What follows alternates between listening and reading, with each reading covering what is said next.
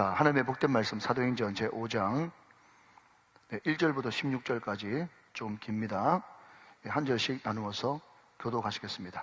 제가 먼저 1절을 받들일죠. 이 계시의 말씀을 같이 교독하실 때 살아계신 하나님의 음성을 들을 수 있기를 원합니다. 5장 1절 읽겠습니다. 아나니아라 하는 사람이 그의 아내 삽비라와 더불어 소유를 팔아 그 값에서 얼마를 감추매 그 아내도 알더라. 얼마만 가져다가 사도들의 발 앞에 두니 베드로가 이르되 아나니아여 어찌하여 사단이 내 마음에 가득하여 내가 성령을 속이고 땅값 얼마를 감추었느냐. 내 땅이 아니며 판 후에도 내 마음대로 할 수 없더냐. 어찌하여 이 일을 내 마음에 두었느냐. 사람에게 거짓말한 것이 아니요 하나님께로다.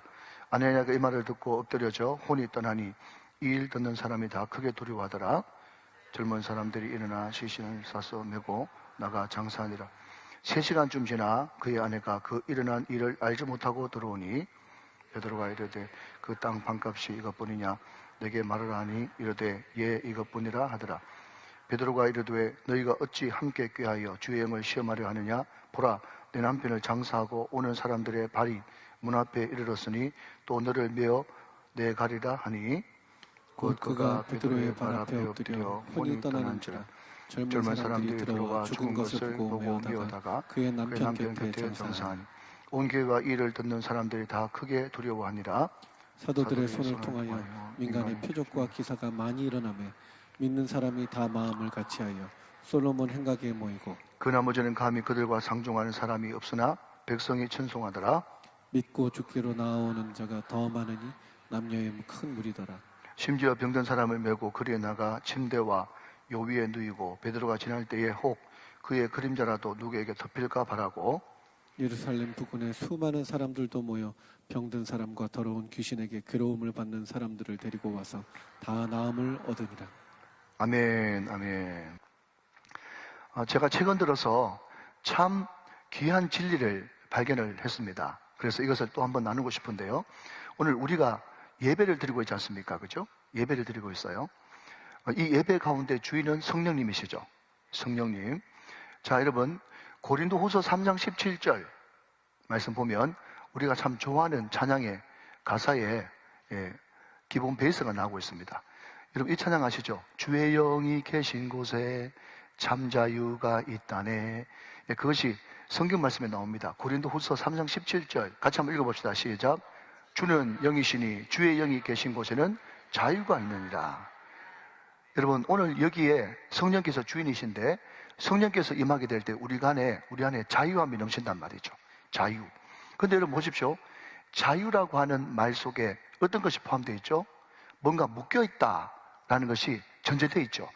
뭔가 묶여있으니까 자유가 필요하지 않겠습니까? 뭐에 묶여있습니까? 죄에 묶여있습니다.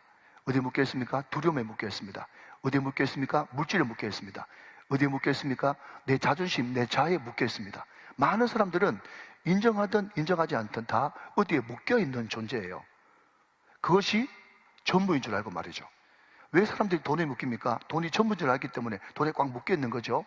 자식이 전부인 줄 아니까 자식에게 꽉 묶여있는 거예요. 내 자존심, 이거 버리면, 이거 무너지면 전부가 무너진 줄 아니까 내가 자존심에 꽉 묶여있는 거란 말이죠. 그런데 이것은 여러분 진정한 주인이 될 수가 없죠. 진정한 주인, 그분은 누구십니까? 성령이시고 예수란 말이죠.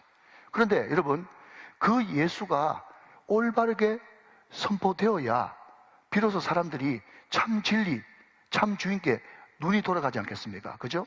그래서 여러분, 요한복음 8장 32절 말씀에 어떤 말씀이 있죠? 진리를 알지니 진리가 너희를 자유케 하리라 그랬습니다.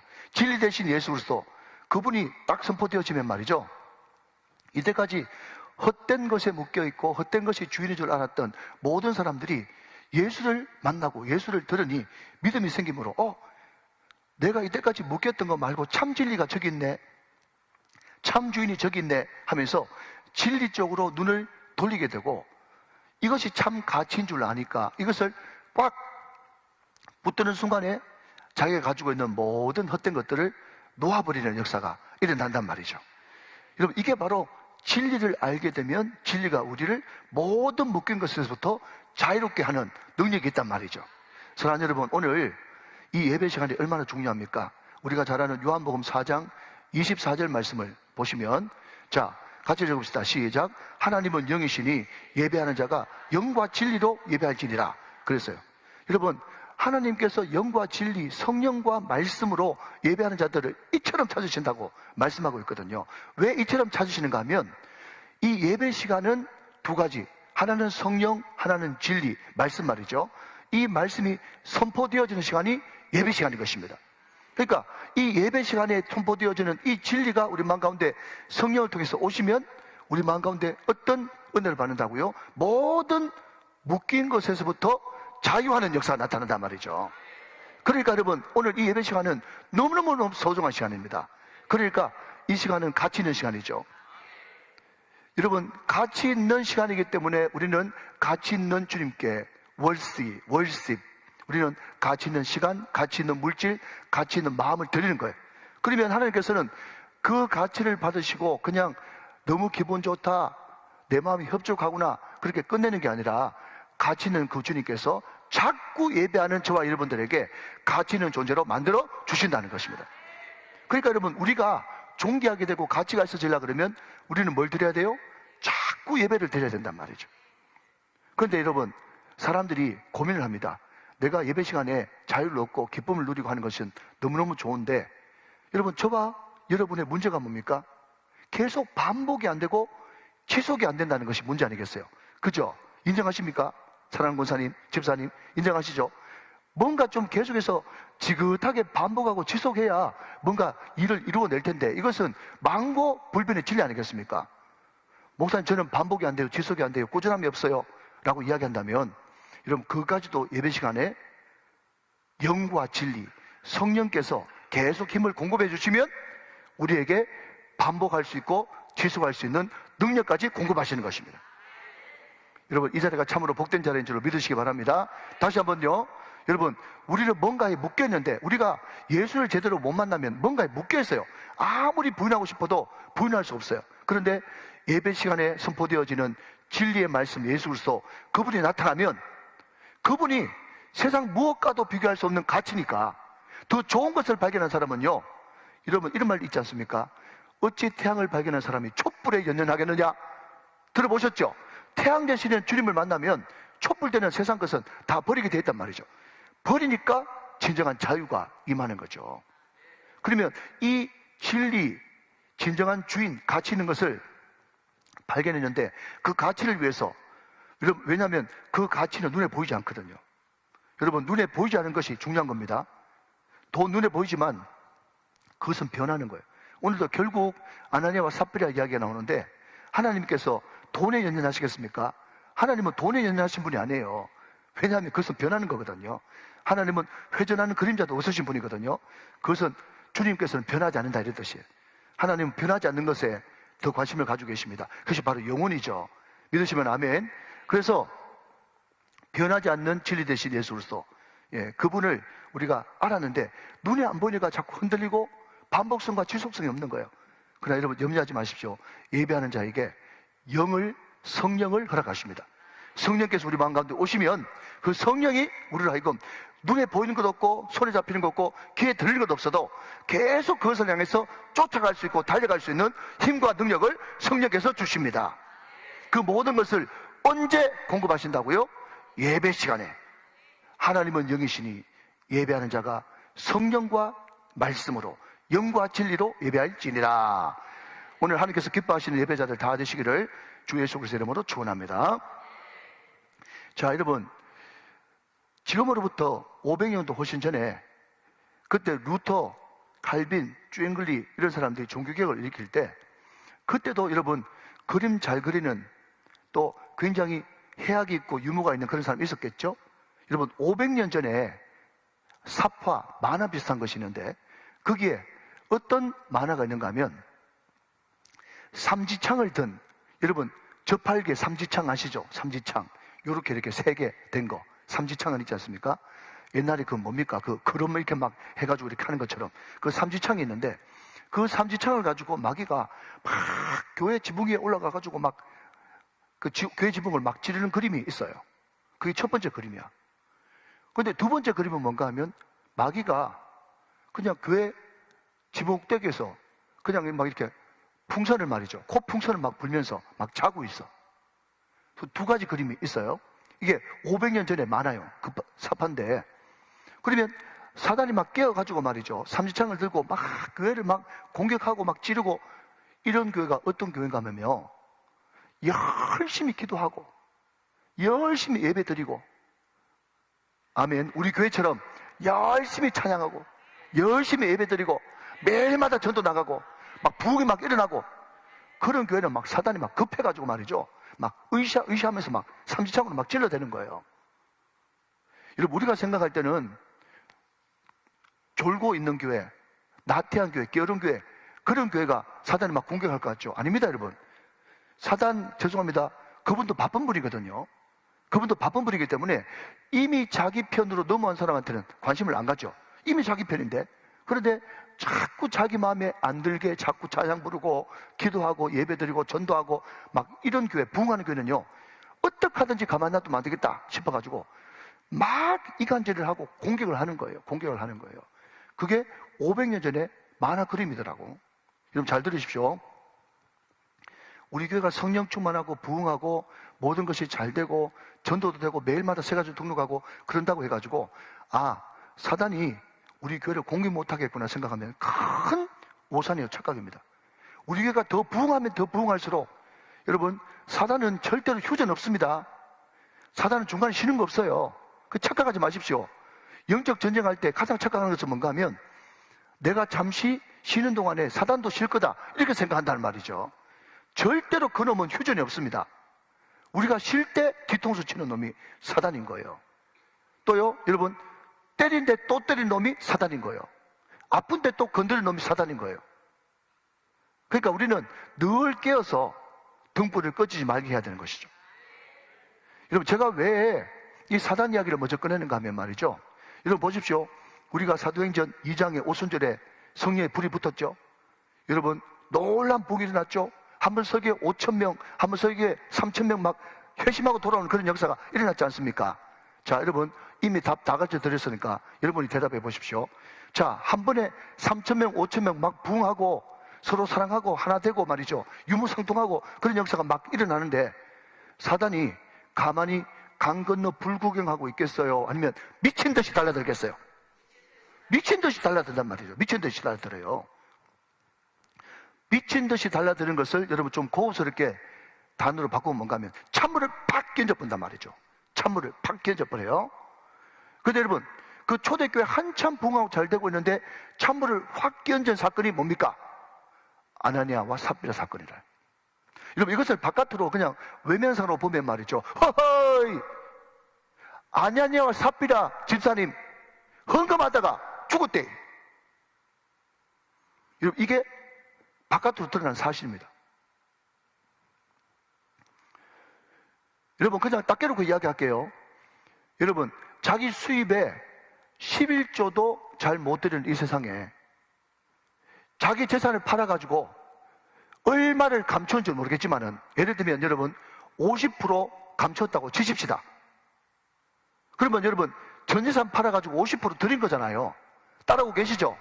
그러면 여러분 요즘에 2023년 한국교회에서는 아나니아 삽비라 집사님 부부가 자기 전 재산 팔아가지고 50% 교회 드렸다 그러면 확실하게 이야기할 것은 저는 광고 안 합니다. 저는 광고 안 하는데 괜히 광고한다 이렇게 뭐 거의 할 필요 없어요. 여러분들이 얼마를 들어도 저는 광고 안 합니다. 근데 여러분 보통 교회 같으면 광고 하겠어요 안 하겠어요? 할 수도 있겠죠. 그렇지 않겠습니까? 아집사님, 삽집사님께서 전재산 팔아가지고 50% 헌금했다면 50%. 예를 들어서 아파트 10억에 팔았으면 5억 헌금 아닌 거 아니에요? 얼마나 여러분 대단합니까? 그런데 전재산 팔아가지고 50% 헌금했는데 죽었대. 여러분, 얼마나 교회 부흥에 지장이 많겠어요? 완전 부흥하는데 찬물을 끼얹어도 보통 끼얹는 것이 아니다. 여러분, 이것이 초대교회에 일어나고 말았다 하는 겁니다. 자, 다 아는 이야기니까 여러분 1절부터 한번 더 가보도록 그렇게 하죠. 자, 1절 말씀. 자, 볼펜 드시고. 아나니아, 거기 동그라미 치시고요.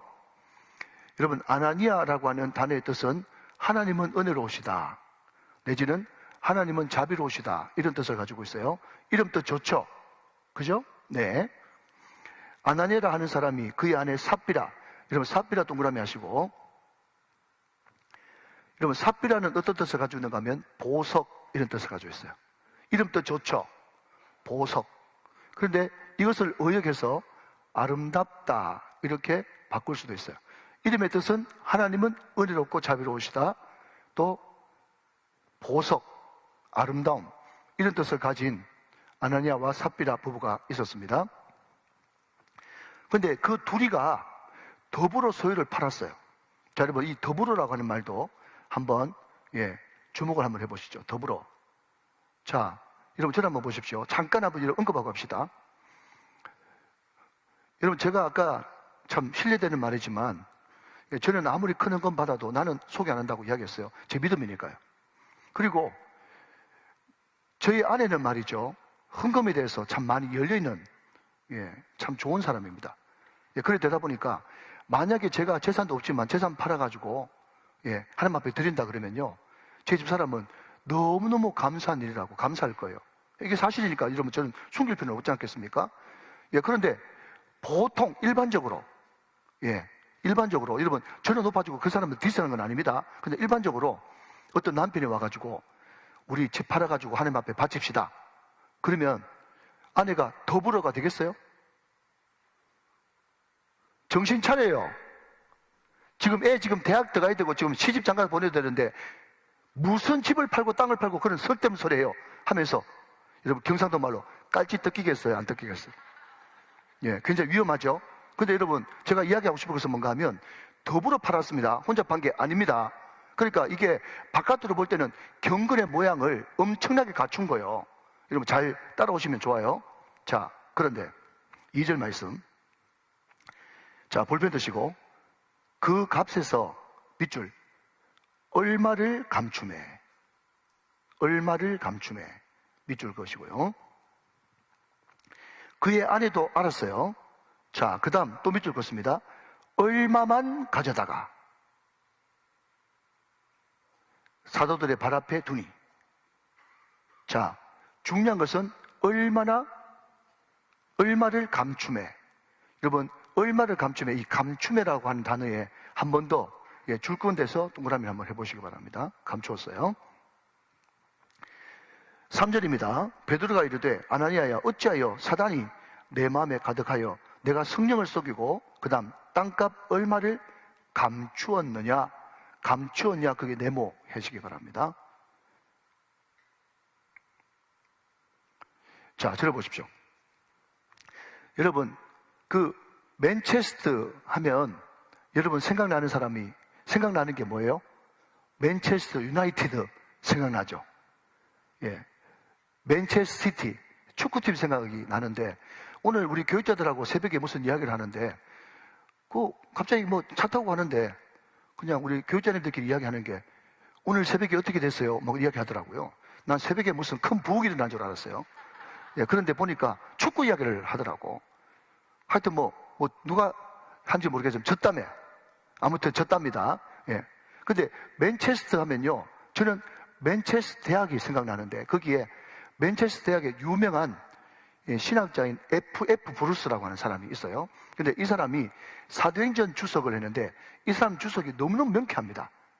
그런데 제가 왜 이 F.F. 브루스 이야기를 했는가 하면, 이 사람이 사도행전 주석을 하면서 여기에 감추었다 두 번 등장하지 않습니까? 이 감추었다 이 구절을 주석하면서 어떻게 이야기했는가 하면, 교회가 처음 시작되고 아나니아와 삽비라 사건을 통해서 하나님께서 큰 경고를 주신 것처럼. 왜 그렇죠? 아나니아와 삽비라가 죽었잖아요. 그런데 여러분, 여호수아에 넘어가면 여호수아 6장에 여리고 사건이 등장하고 난 다음에 가나안 땅을 정복하고 여리고를 정복하고, 그때 여리고에서 얻었던 모든 전리품들은 다 하나님 앞에 갖다 바쳐라, 절대로 괜히 가지면 안 된다 그랬는데, 그때 유다 족속 중에서 여러분 얼마 되지도 않는 외투, 은, 금 몇 개 여러분 숨기는 바람에 죽은 사람 있죠? 그 사람이 누굽니까? 아간이죠. 아간. 그래서 F.F. 브루스가 여러분 이 구절을 추석하면서 뭐라고 얘기했는가 하면, 오늘 본문에 등장하는 얼마를 감추었던 이 아나니아와 삽비라는 요수아 7장에 나오는 아간과 동일한 캐릭터를 가진 인물이었다. 그렇게 주석을 하고 있어요. 왜 그렇게 하면은 여기에 감추었다라는 말이 여러분 아간이 감추었다는 말과 동일한 의미로 사용하고 있거든요. 자, 확인하고 지나갑니다. 요수아 7장 21절, 22절 말씀을 같이 보겠습니다. 요수아 7장 21절, 22절 말씀을 보겠습니다. 자, 여러분 같이 한번 보시죠. 내가 노력한 물건 중에 시날산의 아름다운 외투 한 벌과 은 200세겔과 그 무게가 50세겔 되는 금덩이 하나를 보고 탐내어 가졌나이다. 보소서, 이제 그 물건들을 내 장막 가운데 땅속에 뭐 했는데? 감추었는데, 이게 같은 의미인 거예요. 감추었는데 은은 그 밑에 있나이다 하더라. 7장 22절 같이 있습니다. 시작. 이에 요수아가 사자들을 보내며 그의 장막에 들어가 본즉 물건이 그의 장막 안에 감추어져 있는데 은은 그 밑에 있는지라. 그렇게 이야기했습니다. 자, 여러분 여기 등장하는 시날산의 외투, 그리고 은, 금, 물론 여러분 지금 현찰로 따지자면 꽤 많은 금액입니다. 그런데 여리고는 어마어마한 부자 동네였고 도시였기 때문에 그 여리고의 규모에 비하면 이 아간이 감추었던 외투 한 벌, 여러분 외투 한 벌이 많습니까? 그게 여러분 은, 금 그게 얼마 많지 않거든요. 요즘으로 따지자면 물론 금값이 많이 올라가 모르겠습니다만은, 여러분 제가 옛날에 금 한 6만 원 정도 할 때 계산해 보니까 5천만 원이 채 안 되더라고. 5천만 원이 적은 돈이 아니지만 그 여리고라고 하는 그 엄청난 성에 비하면 아무것도 아니죠. 그러니까 여러분 사소한 거란 말이죠. 아무것도 아니란 말이죠. 그런데 그 사소한 그 돈을 감추었다고 해가지고 여러분 아시다시피 여러분 여리고를 무너뜨렸다는 말은 다른 말로 바꾸면 뭐죠? 어떤 성도 무너뜨릴 수 있다 라고 하는 거죠. 뭐가 전제되는? 전제하에서 하나님께서 함께 하시고, 하나님이 어떨 때 함께 하시는데요? 성결하고 깨끗한 사람, 거룩한 사람에게 함께 하시지 않습니까? 믿으시면 아멘. 그래서 여러분 출애굽기 39장에 보면 거기에 대제사장의 의복이 나오는데, 그 대제사장의 의복 가운데 이게 관이 있지 않습니까? 관, 터번처럼 말이죠. 관이 있지 않습니까? 그런데 그 관이 흘렁흘렁하지 않게 딱 고정시키기 위해서 띠 같은 걸 둘렀는데, 여러분 대제사장의 그 터번 그 중간에 제일 이마에 뭐라고 적혀있다고 그랬습니까? 여호와께 성결이에요. 여호와 성결. 그러니까 하나님이 이스라엘에게 바라는 것은 능력도 아니고요, 힘도 아니고요, 하나님 앞에 금을 바치고 은을 바치고 그것이 여러분 중요한 것이 아니란 말이에요. 하나님이 이스라엘 백성들에게 자 무조건 모르면 나라가십시오. 여러분 이스라엘 백성이 누굽니까? 나예요. 우리예요. 나예요. 우리에게 오직 요구하시는 것은 여호와께 성결이에요. 거룩해 해요. 여러분 제가 얼마 전에 신방 갈 때 누가복음 2장 21절부터 24절 말씀까지 그 말씀 가지고 내가 말씀을 전했는데, 우리 예수님께서 난지 8일 만에 그도 유다 난자였기 때문에 할례를 했지 않습니까? 할례를 하면서 아기를 죽게 드렸어요. 아기는 예수님이고요, 주는 하나님이에요. 그러니까 우리가 크리스찬이 맞다면, 예수 믿는 사람이 맞다면 우리가 항상 주님 앞에 인생의 목적은 하나님 앞에 드리는 인생을 살아야 된단 말이죠. 드리는 인생. 자, 그런데 여러분 드리는 인생이 드리는 인생으로 산다 그러면 드린다는 게 과연 뭘까? 드린다는 게 과연 뭘까? 하는 겁니다. 자, 잠깐만 보고 가실까요? 누가복음 2장 21절 말씀. 자, 그걸 띄워주십시오. 자, 여러분 보십시오. 누가복음 2장 21절 보니까 할례할 8일이 되매 그랬습니다. 자, 여러분 여기에 그냥 빈 공간에 할례라고 한번 적어 놓으십시오. 할례라고 적어 보십시오. 자, 22절 보시면 22절. 자, 보십시오. 여기가 키포인트인데 모세의 법대로 뭐가 나와요? 정결계실의 날이 참에, 정결예식이 나옵니다. 그럼 거기에 정결이라고 적으시고요. 정결. 자, 24절 보시면 24절. 자, 또 주의 율법에 말씀하신 대로 산비둘기 한 쌍이나 혹은 어린 쥐비둘기 둘로 제사리 함이 되었더라. 여러분 여기에 산비둘기 한번 적어 보십시오. 자, 그러니까 여러분 23절 말씀을 한번 보십시다. 그냥 23절. 자, 보십시오.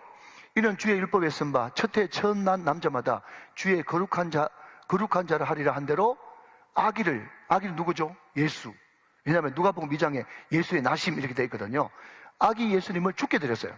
그러니까 우리 예수님의 생애는요, 주님께 자기를 드리는 것으로서 인생을 시작했어요. 오늘 저와 여러분도 드리는 인생들 다 되시기를 주님의 이름으로 축원합니다. 우리가 주님 앞에 드린다 그러면요, 뭐 물질을 드리고 기도를 드리고 찬양을 드리고 예배를 드리고 드리지 않습니까? 그런데 드리는데 그것도 다 드리는 것인데, 오늘 누가복음 2장 21절부터 24절 말씀 보면 여기에 드린다는 것의 의미 세 가지가 등장하는데, 첫 번째는 할례입니다. 할례가 드리는 것이에요. 자, 한번 따라합시다. 할례가 드리는 것이다. 시작. 할례가 드리는 것이에요. 여러분, 할례는 뭐죠? 남성 표피의 껍질을 자르는 거죠. 포경수술이에요. 남자들이 하루에 화장실 갈 때마다 몇 번 그것을 보면서, 다른 민족 사람들은 한 번도 그렇게 한 민족들이 없는데, 포경수술된 자기의 그 성기를 바라보면서 나는 하나님의 백성이야, 나는 택한 구별된 선민이야, 그것을 늘 의식하면서 살아가는 아이덴티티, 자의식, 이게 드리는 것이에요. 사랑하는 여러분, 여러분들이 인생을 살아갈 때에 한순간도 하루도 하나님의 자녀, 나는 하나님의 자녀, 하나님의 백성이라는 것을 잊지 않게 되시기를 주님의 이름으로 축원합니다. 여러분, 이게 바로 드리는 삶이에요. 여러분, 두 번째, 정결예식이에요. 정결예식. 여러분 아시는 대로 아기를 낳는 것은 굉장히 신성한 일이지만, 구약 레위기에 보면 남자를 낳았을 때 며칠 동안 부정하고, 또 여자를 낳았을 때 며칠 동안 부정하고, 피를 많이 흘렸기 때문에 부정하다 그러지 않습니까? 그 정결 기간이 끝나고 나면 정결 예식을 드려야 되는 거예요. 정결 예식이 뭔가 하면 깨끗하게 정결하게 되는 예식이에요. 그러니까 우리가 하나님 앞에 물질도 드리고 뭐 드리고 충성도 드리고 헌신도 봉사도 드리고 많이 드려야 되지만, 우리가 드리는 것 중에 가장 여러분 주님께서 받기를 원하시는 것은요, 정결한 삶입니다. 거룩한 삶인 거예요. 그래서 여러분 사도 바울이 뭐라고 얘기했습니까? 큰 집에는 금그릇, 은그릇, 질그릇, 나무그릇 여러 종류의 그릇이 있지만은 그 그릇이 금그릇이냐 은그릇이냐 그것이 중요한 것이 아니라 뭐가 중요하다 그랬어요? 깨끗한 게 중요하다 그랬어요. 깨끗한 게. 깨끗해야 여러분 질그릇이라도 담아 먹을 수 있지, 금그릇이라도 거기에 오물이 있으면 밥을 못 담아 먹는 것처럼, 오늘 저와 여러분들이 정결하면 쓰임받는 줄로 믿으시기 바랍니다. 그러니까 하나님이 크시기 때문에요, 우리는 정결한 통로가 되기만 하면, 여리고가 무너졌다는 것은 다른 말로 바꾸면 어떤 성도 무너질 수 있다, 하나님의 능력으로. 할렐루야. 그것을 지금 이야기하고 있는 거예요. 여러분, 여리고가 무너졌다는 것은. 그런데 아이성이 여리고에 비하면 아무것도 아닌데 거기서 딱 스탑이 걸렸어. 왜 그러냐? 여러분, 원인 규명을 했죠? 제비 뽑고 하니까 결국 유다족 속에 누가 뽑혔어요? 아간이 뽑혔단 말이죠. 아간의 범죄, 그것이 가나안 땅에 새로 형성되는 이스라엘 공동체 가운데 큰 걸림돌이 돼버리고 말았단 말이죠. 그러니까 여러분 보십시오.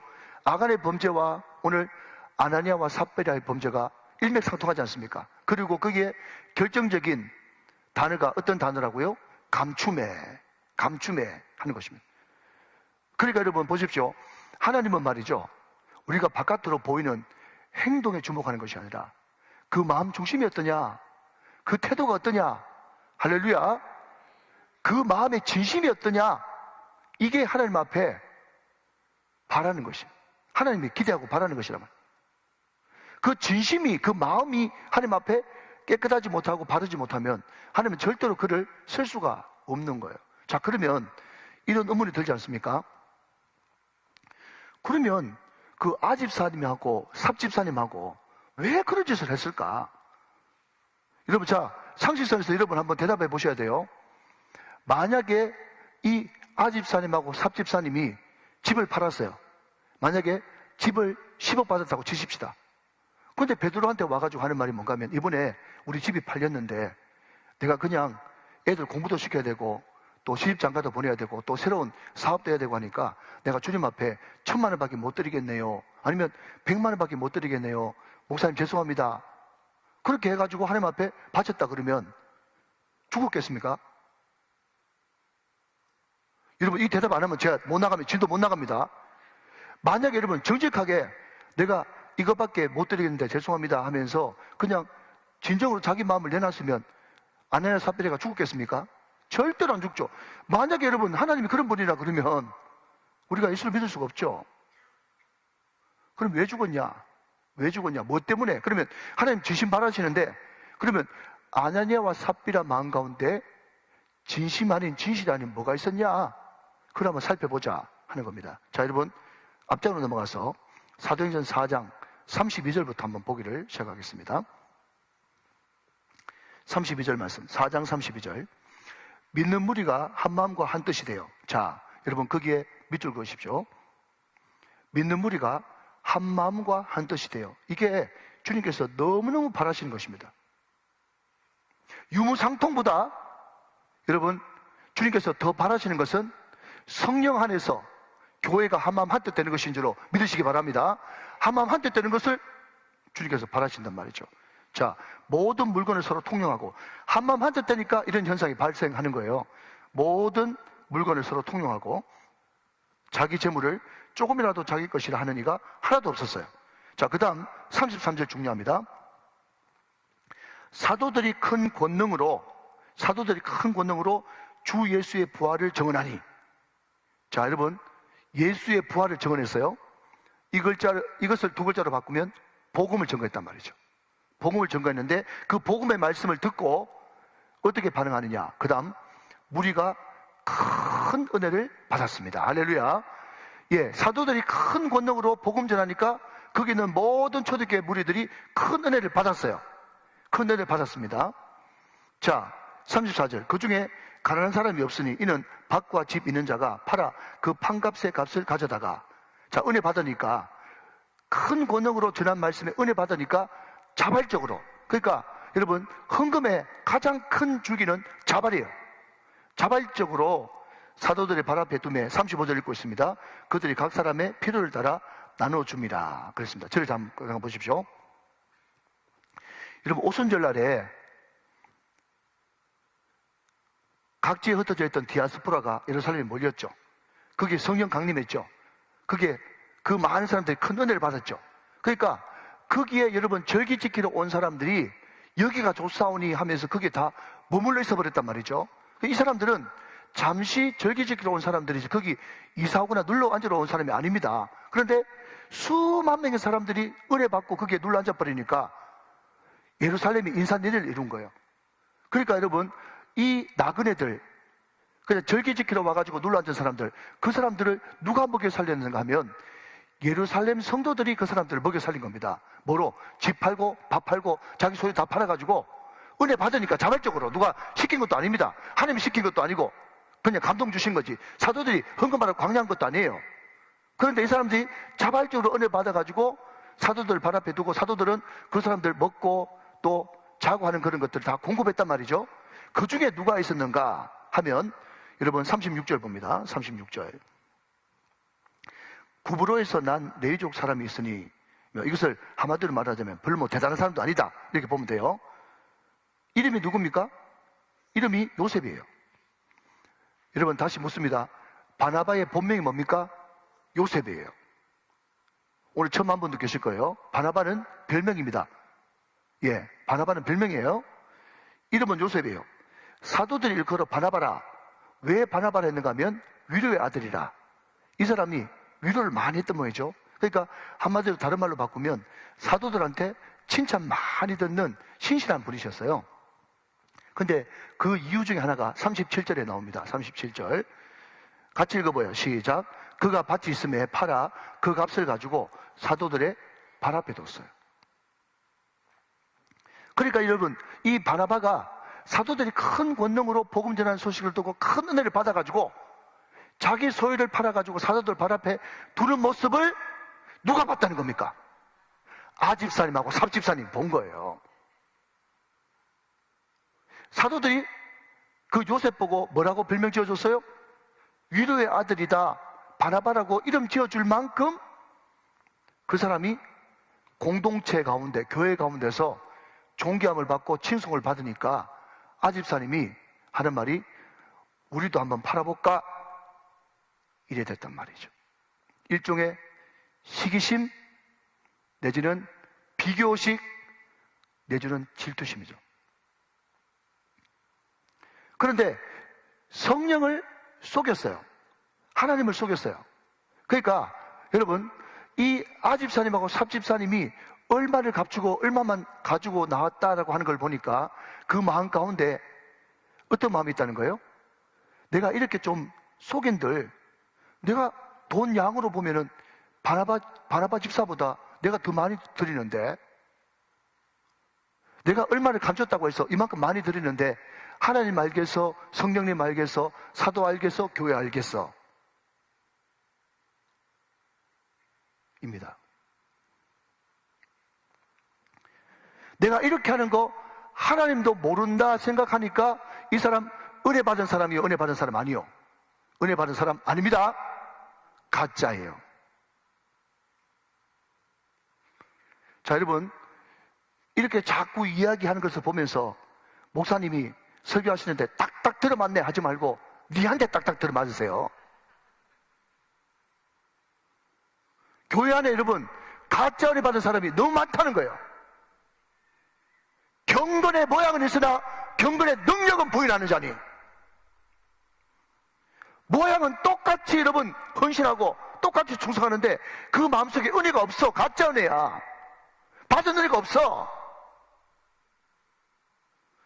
여러분, 정말 그 큰 무리가 은혜 받은 것처럼 은혜 받았다 그러면 내 이 헌금 얼마 감추었는 거 하나님 모른다고 정말 생각하겠습니까? 성령 모른다고 생각하겠어요?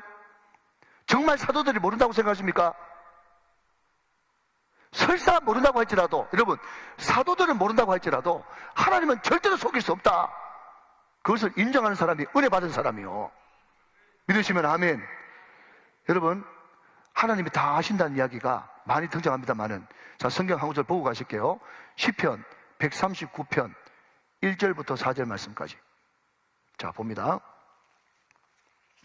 잘 적어 놓으시고 혹시 빨리 찾으시는 분은 시편 139편 1절부터 4절까지 한번 보겠습니다. 자, 여러분, 이게 우리 하나님이십니다. 들고 떨릴 마음으로 우리 같이 1절부터 4절까지 한번 봉독해 보시겠습니다. 성경 찾으신 분들은 볼펜 드시고 아신다라고 하는 그 단어에 똥물배 치면서 한번 따라와 보시면 좋겠어요. 자, 시편 139편 1절부터 4절까지 같이 합독합니다. 시작. 여호와여, 주께서 나를 살펴보셨으므로 나를 아시나이다. 2절. 주께서 내가 앉고 일어섬을 아시고 멀리서도 나의 생각을 밝히 아시오며. 3절. 나의 모든 길과 내가 눕는 것을 살펴보셨으므로 나의 모든 행위를 익히 아시오니. 4절. 여호와여, 내 혀의 말을 알지 못하는 것이 하나도 없으시니이다. 아멘. 사랑하신 여러분, 우리가 은혜 받은 사람의 가장 기본이 뭔지 아십니까? 하나님은 다 아신다예요. 아멘 하시기 바랍니다. 하나님은 다 아신다. 여러분, 이것을 부인하는 사람은 은혜 못 받은 사람입니다. 인정하십니까? 네, 아멘이시죠? 자, 여러분, 하나님이 다 알고 계시고, 또한 여러분, 우리가 부인할 수 없는 사실은 하나님은 그와 더불어서 어디든지 계신다. 그것을 여러분 인정하는 사람이에요. 자, 여러분, 성경 구절 또 알려드립니다. 시편 139편 그대로 넘기지 마시고, 자, 여러분 7절부터 10절까지만 보겠습니다. 시편 139편 7절부터 10절까지만 보겠습니다. 너무너무 유명한 구절이죠. 여러분 같이 읽습니다. 시작. 내가 주의 영을 떠나 어디로 가며 주의 앞에서 어디로 피하리까? 내가 하늘에 올라갈지라도 거기 계시며 서울에 내 자리를 빌지라도 거기 계시니이다. 내가 새벽 날개를 치며 바다 끝에 가서 거주할지라도 10절. 거기서도 주의 손이 나를 인도하시며 주의 오른손이 나를 붙드시리이다. 할렐루야. 여러분, 하나님은 저 바다 끝에 갈지라도 지옥 불에 던질지라도 거기서도 주님께서 함께 하십니다. 여러분, 성령을 받으면, 진짜 은혜 받으면 이게 믿겨진다니까요. 두 가지 뭐라고요? 하나님은 다 아신다. 하나님은 나와 함께 계신다. 여러분, 이것을 인정하지 못한 사람은 가짜백이에요. 가짜백이.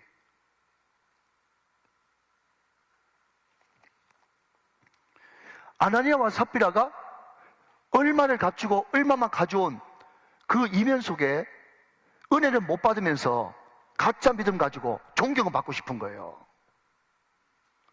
여러분, 이게 비단 초대교회 아집사하고 삽집사님하고만 이야기입니까?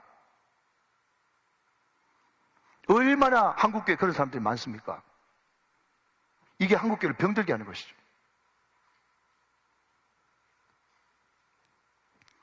결국 여러분, 아집사님하고 삽집사님의 신앙은요, 하나님 중심 신앙이 아니라 사람에게 집중되어 있는 겁니다. 사람에게 집중되어 있는 거예요. 그래서 여러분, 심판을 받은 것입니다. 사도 바울은 이렇게 이야기하고 있습니다. 성경 구절 하나 더 소개시켜 드립니다. 여러분, 몇 장을 보시는가 하면, 고린도 전서 4장 1절부터 4절까지를 보겠습니다. 고린도전서 4장 1절부터 4절까지. 자, 여러분 한번 보세요. 성경은 여러분, 성경을 풀어야 됩니다. 자, 보십시오. 사람이 마땅히 우리를 그리스도의 일꾼이요 하나님의 비밀을 맡은 자로 여길지어다. 2절. 그리고 맡은 자들에게 구할 것은 충성이니라. 유명한 구절이죠. 자, 여기에 충성이라는 단어가 나옵니다. 충성. 그러면 이런 질문을 던져야 되겠죠. 목사님, 충성이 뭡니까? 이렇게 물어봐야 되겠죠. 충성. 자, 충성이 뭐냐? 그 다음부터 3절, 4절 가르쳐 드릴게요. 3절. 너희에게나 다른 사람에게나 판단받는 것이 내게는 매우 작은 일이라. 나도 나를 판단하지 아니하노니. 자, 스톱. 자, 여러분, 충성이 뭐냐면요, 너희에게나 다른 사람에게나 판단받는 것이 내게는 없다고 하지 않았지만 어떤 일이다? 매우 작은 일이다. 그러니까 여러분, 충성이 뭐냐라고 할 때 사람 이야기하는 거 신경을 쓰지만 그러나 거기에 휘청휘청하면서 사람 눈치나 보고 그런 거 충성 아니란 말이죠. 이해되시면 아멘. 그러면 충성이 뭡니까? 4절 시작. 내가 자책할 아무것도 깨닫지 못하나 이로 말미암아 의롭다함을 얻지 못하노라. 다음 시작. 다만 나를 심판하실 이는 주시니라. 이해되십니까? 아멘이십니까? 여러분, 충성이 뭐라고요? 사람에게 판단받는 거 그거 크지 않다라고 생각하면서 다만 나를 심판하실 분은 누구밖에 안 계시다? 주님밖에 안 계시다. 여기에 포커스가 맞춰 있는 사람은 충성스러운 사람이란 말이에요. 믿으시면 아멘. 여러분, 바로 이겁니다. 결국 아나니아와 삽비라가 왜 하나님 앞에 버림받고 심판받았냐? 은혜는 못 받으면서도 존경은 받고 싶고 하나님은 안중이 없고 사람에게 자꾸 모든 것을 집중해가지고 신앙생활하는 이것이, 이 마음 중심이 진실하지 못하고 진심이 아니기 때문에 하나님은 새로 시작하는 초대 공동체의 정결함과 깨끗함을 위해서 하나님께서 처분하셨다 하는 겁니다.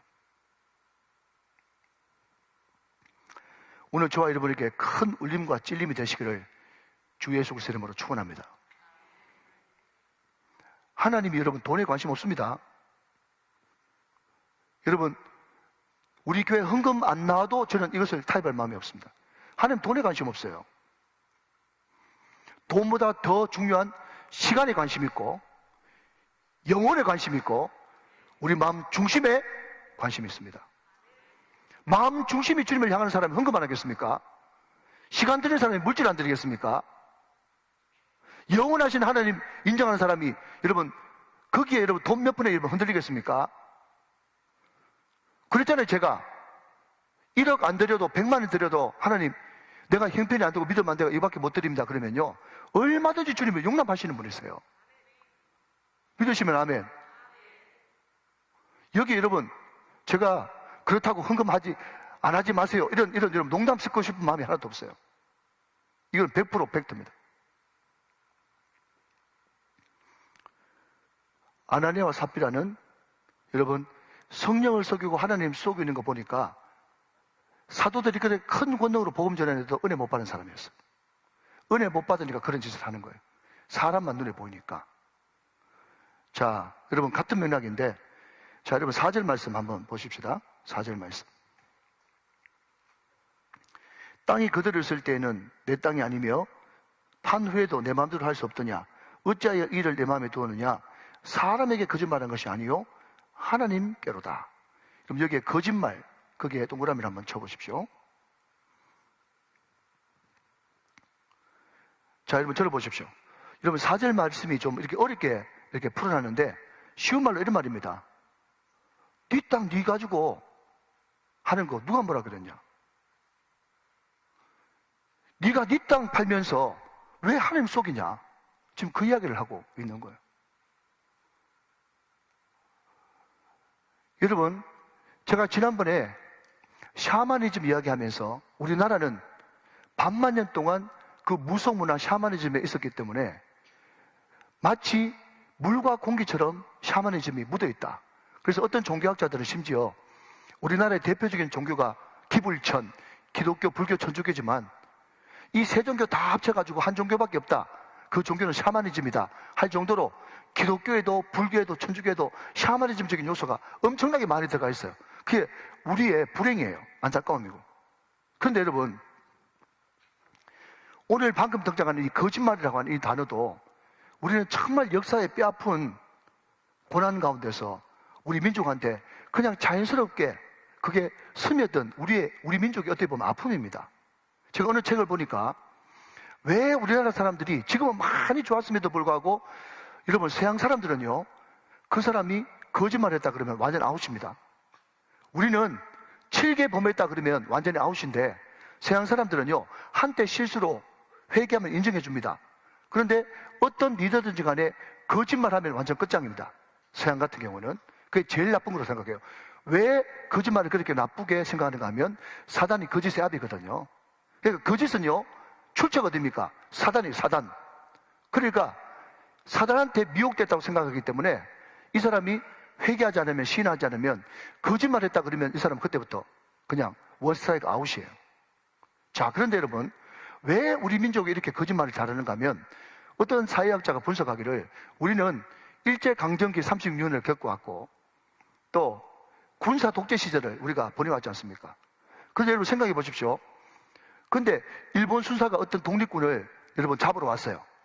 그러면 그 사람이 정말 우리나라 사람들이 맞다면 그 일본 순사한테 내가 예수 믿고 거짓말하면 안 된다고 우리 집에 독립군 있어요 이렇게 이야기하면 됐어요 안 됐어요? 안 됐죠. 그러니까 그때 당시에 덕은 뭔가 하면 일본 순사가 와가지고 공권력이 와가지고 독립군들의 순간한나 그렇게 이야기할 때 거짓말해야 그게 덕이었어요. 그게 미덕이었다니까요. 그리고 일본 군사정권 시절 때는 어떤 투사들이 말이죠 민주투자하는 사람들이 뭐 어디에 숨어들었다 그러면 감춰주는 것이 정의라고 생각했어요. 그러나 그럼에도 불구하고 여러분 일제 식민지가 끝나고 또 군사 독재 시절이 끝났다 그러면 그 모든 상황이 종지부를 찍었으면 이제 다시 돌아가가지고 정적으로 돌아가야 되는데 수십 년 동안 깔려있던 그래서 우리말 가운데 어떤 거짓말이 있어요? 까만 거짓말 반대 시작. 하얀 거짓말 있죠. 하얀 거짓말 말 있잖아요. 하얀 거짓말도 거짓말입니다.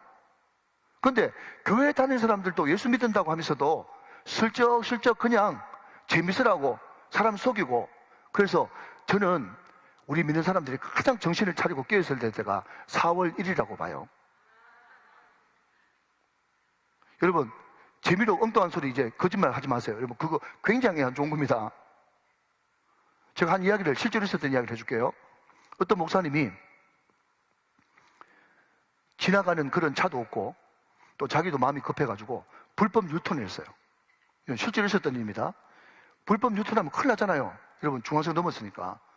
그런데 이게 웬일입니까? 교통경찰한테 딱 잡혔어요. 오래전 이야기입니다. 오래전 이야기. 목사님이 너무 민망하기도 하고 당혹스럽기도 하고 해가지고 그 교통경찰한테 뭐라고 얘기했는가 하면 좀 봐주세요 그렇게 이야기했단 말이죠. 좀 봐주세요 하면 그 경찰이 못 봐드립니다.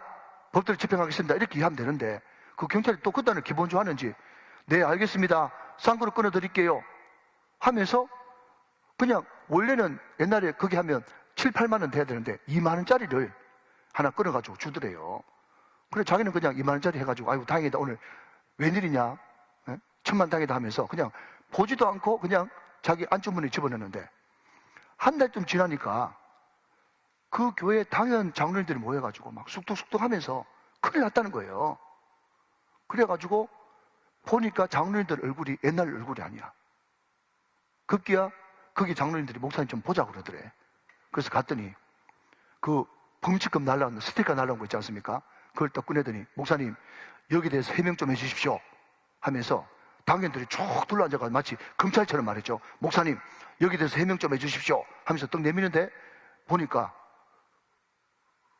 그 제목이 뭔가 하면 스티커 제목이 뭔가 하면 운전 중 담배 그 뭐죠? 예, 운전 중에 담배 피우다가 담배꽁초 바깥으로 던지는 거. 그 항목에 그냥 체크해가지고 2만짜리 벌금이 나왔어요. 2만짜리 벌금이. 여러분 2만원 아끼려고 그러다가 이만큼 손해봤어요. 실제로 있었던 일입니다. 그래서 목사님이 막 거기다가 해명을 하고 막 그랬다는. 우리 목사님 담배 핀다고 소문나가지고. 거짓말이죠, 거짓말. 여러분, 거짓말하면 그런 큰 손해가 온단 말이에요. 실제로 있었던 이야기잖아요. 그래서 제가 이 말씀을 준비하면서 나는 무슨 거짓말을 했냐. 물론 거짓말을 여러분 저도 모르게 알게 모르게 한 적도 있겠지만 목사에게 우리 여기 있는 장로님, 권사님, 집사님들한테 제일 센 거짓말이, 제일 자주 하는 거짓말이 뭔가 하면요. 기도해 드리겠습니다. 이 거짓말이 제일 자주 하는 거짓말입니다. 그래서 저는 그때부터 이제 정리를 한 거예요. 뭔가 하면요. 어떤 카톡이 저한테 이제 왔지 않습니까? 그러면 목사님 이런 기도 제목이 있습니다. 그렇게 이제 카톡이 오면 제가 그 자판기 키보드 앞에서 한 30초라도 금방 기도합니다. 거짓말 안 하려고. 그리고 여러분 보시면 알겠지만은 주일날 여러분 저한테 많이 기도받으러 오잖아요. 그러면 제가 기도하겠습니다 하면서 들어주고 끝나면 되거든요. 근데 제가 꼭 여러분 짧게나 길게 기도해 줍니다. 왜? 기도하겠습니다라는 거짓말 안 하려고. 사랑하는 여러분, 거짓은 사단이 출처입니다.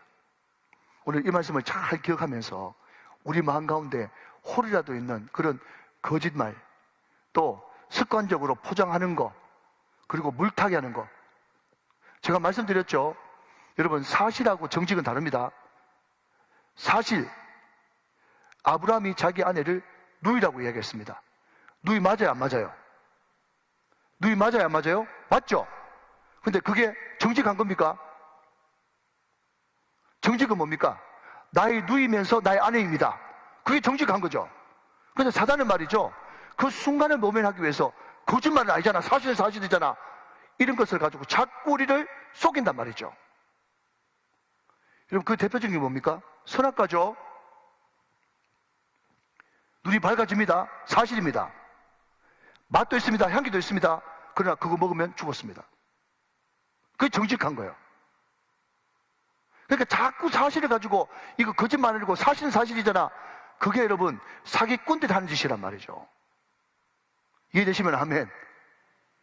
우리는 사실을 뛰어넘어선 정직, 거짓을 뛰어넘는 정직, 이것이 우리한테 필요한 것입니다. 자, 이해가 되시면 아멘 하시기 바랍니다. 자, 3시간쯤 지나가지고 그 아내 되는 삽비라가 왔습니다. 그때 베드로가 회개할 기회를 줍니다. 분명히 회개할 기회를 줘요. 8절 봅니다. 8절. 베드로가 이르되 그 땅 판값이 이것뿐이냐 내게 말하라 하니, 이때 여러분 삽비라가 그 거짓말입니다 하면서 우리가 이런 사유 때문에 우리가 얼마를 감추고 얼마를 했습니다라고 회개했으면 죽었겠어요? 살았겠어요? 당연히 살았죠. 그런데 참 안타깝게도 이것뿐이다 하면서 자기 남편하고 말 맞춘 거 그대로 이야기하는 것을 보게 됩니다. 자, 9절 말씀 같이 한번 읽어봅니다. 시작. 베드로가 이르되 너희가 어찌 함께 꾀하여 주의 영을 시험하려 하느냐. 보라, 내 남편을 장사하고 오는 사람들의 발이 문 앞에 이르렀으니 또 너를 메고 내가리라 하니. 그렇습니다. 자, 여러분 여기에 볼펜 있으시면 밑줄 한번 그어보실까요? 너희가 어찌 함께 꾀하여. 자, 저를 보십시오. 여러분 이런 것을 두고 목회적인 설교라고 그러는데요. 교회에 보면 부부가 있는데 부부가 두 종류예요. 하나는요, 브루시겔라와 아굴라가 있어요. 그런 부부 커플이 있어요. 이 사람들은 사이가 좋을 뿐만 아니라 그 사이 좋은 것을요, 항상 신앙적으로 봉사하고 충성하는데 마음이 하나가 되어줍니다. 그런데 여러분, 제가 목회적으로 솔직하게 이야기하고 금요 성령 집회니까 어떤 부부는 사이가 별로 안 좋아요. 그러니까 아이고 저 부부가 좀 사이좋게 지내면 좋겠는데 담임 목사한테 그런 걱정이 있었어요. 그런데 사이가 안 좋음에도 불구하고 남편이 너무 속을 썩으니까 부인이라도 열심히 교회 나와가지고 남편의 영혼을 불쌍히 여기면서 기도하고 은혜 받고 그런 분이 계시거든요. 그런 분 알고 계시죠? 주위에 많잖아요, 그죠? 그런데 어느 순간 남편하고 부인하고 사이가 좋아졌어. 사이 좋아져가지고 계속 놀러가. 그런 사람 안 보셨어요? 여보세요? 그런 사람 안 보셨냐고요?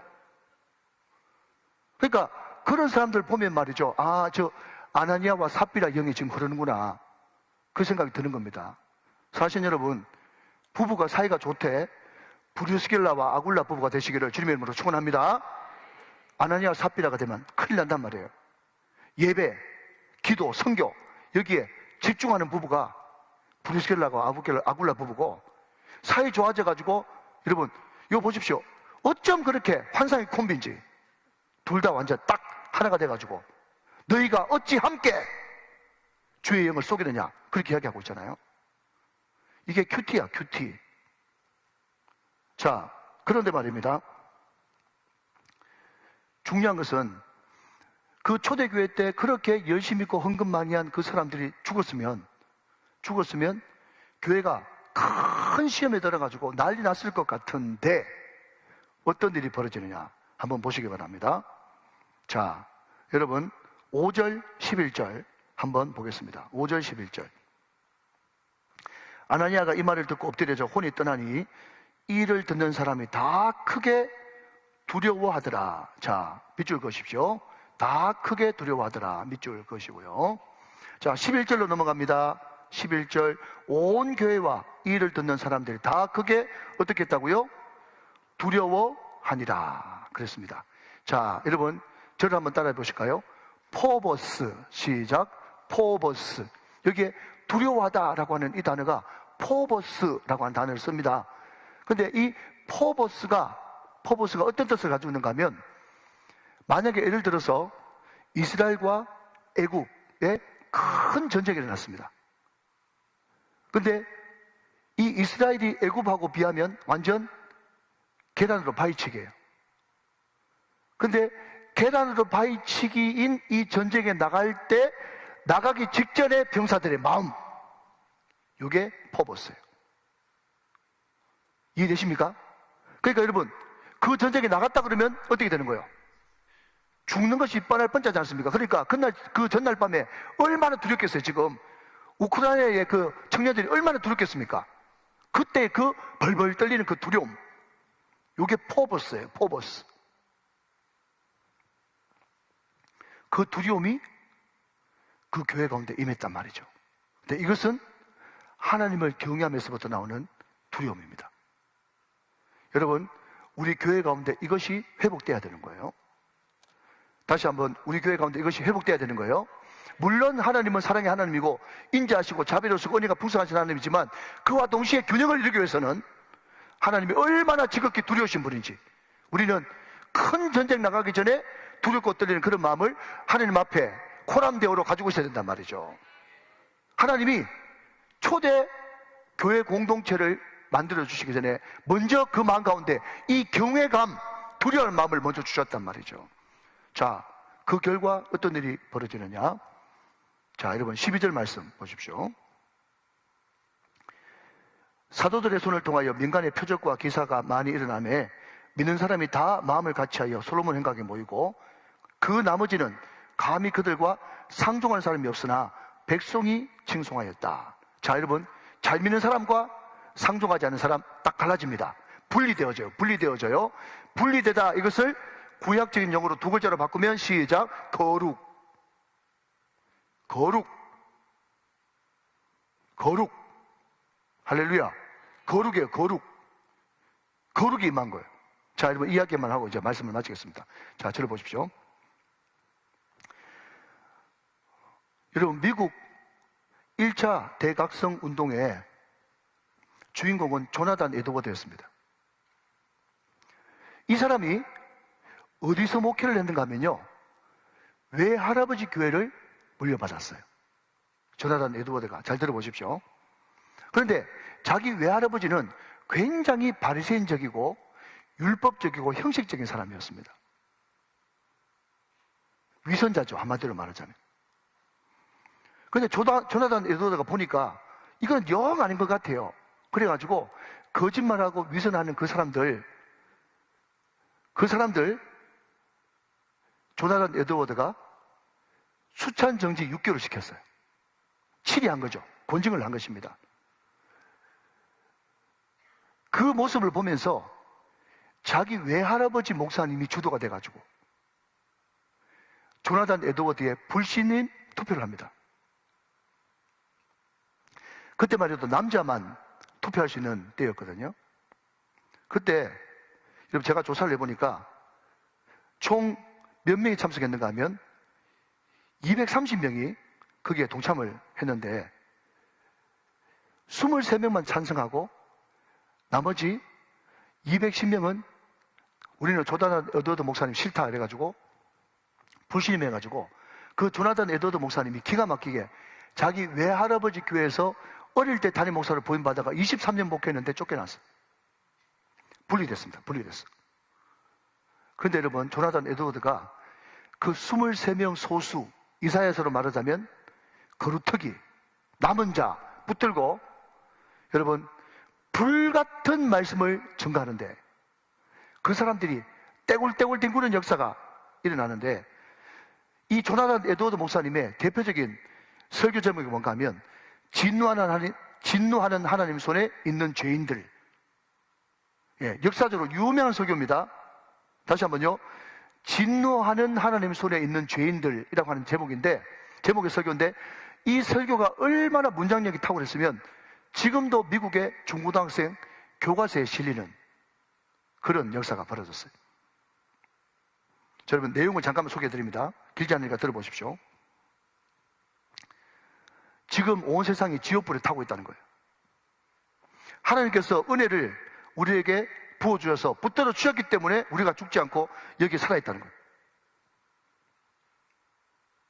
하나님의 은혜를 이렇게 표현합니다. 떨어지는 바위돌을 거미줄로 멈추게 할 수 없는 것 같이. 여러분, 위에서 바위가 떨어지는데 거미줄로 그것을 멈추게 할 수 있습니까? 택도 없죠. 우리의 공로나 선행, 우리의 의를 가지고는 절대로 우리를 건지지 못한다는 겁니다. 오직 하나님의 은혜, 오직 하나님의 은혜만이 필요하기 때문에 우리의 헛된 공로, 헛된 선행, 헛된 자의식, 다시 말하면 사람 눈치만 살살 보면서 사람한테 인정받으려고 하는 아나니아와 삽비라와 같은 이런 신앙들 다 버리고 오직 하나님의 은혜, 그리스도의 피로 정결하게 되고 하나님의 깨끗함을 우리가 입을 때 우리는 비로소 그 진노하시는 하나님의 손에 우리는 건진받을 수가 있다는 거예요. 사랑하는 여러분, 이런 놀라운 권징이 일어났을 때 교회가 완전 발칵 뒤집어져서 끝장날 것 같아도 그 철저하게 회개하고 권징이 이루어지는 그 구별되고 거룩한 자리에 하나님의 놀라운 권능이 임해서 사도들이 말씀 전할 때마다 수천 명이 돌아오고 기도할 때마다 병전자가 일어나고, 자 마지막으로 여러분 14절부터 16절까지 읽고 더 이상 설교하지 않고 읽고 마치도록 하겠습니다.